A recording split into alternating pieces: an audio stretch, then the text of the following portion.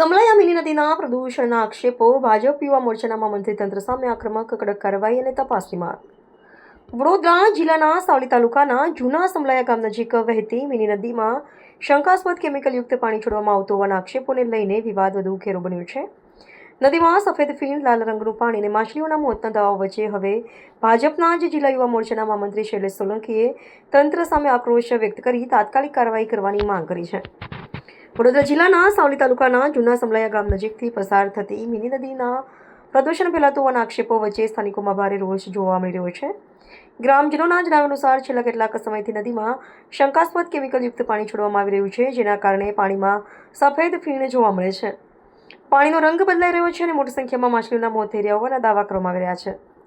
બીજી તરફ ગ્રામજનોએ ચેતવણી આપી છે કે જો તંત્ર તાત્કાલિક કાર્યવાહી નહીં કરે અને દોષિતો સામે કડક પગલાં નહીં ભરે તો આગામી દિવસોમાં ઉગ્ર આંદોલન શરૂ કરવામાં આવશે. હાલ સમગ્ર મામલે સંબંધિત વિભાગ દ્વારા તપાસ બાદ જ પ્રદૂષણ કારણ અને જવાબદારો અંગે સ્પષ્ટતા થશે.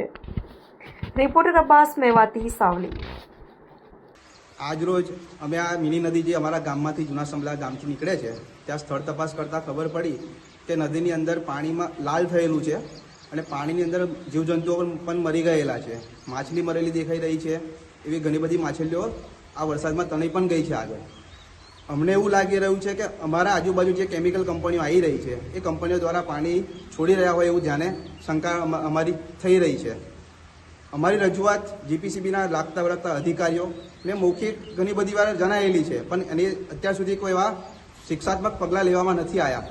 જો શિક્ષાત્મક પગલાં હવે નહીં લેવામાં આવે તો અમે જૂના સમલાયાના ગ્રામજનો આગળ ધરતું કરીશું અને આંદોલન કરીશું. બીજું કે આ નદીની અંદર ગામના પશુઓ, ગામના વ્યક્તિઓ અહીંયા અવારનવાર આ પાણીનો ઉપયોગ કરતા હોય છે. આ પાણીનો ઉપયોગ ખેતીમાં પણ થતો હોય છે. તો આ પાણી એટલું પ્રદૂષિત છે કે જીવજંતુઓ મરી ગયા છે. તો અમને એવું લાગે છે કે અમારી જાનને ખતરો છે ગ્રામજનોની. જો આની ઉપર કે કંપનીઓને લાગતા વળગતા કંપનીઓને પકડવામાં નહીં આવે તો એમની ઓકાત જો કંપનીઓને બતાવવામાં નહીં આવે તો અમે ગાંધીજી ચિંધ્યા માર્ગે ગ્રામજનો સૌ ભેગા મળીને ઉગ્ર આંદોલન કરીશું.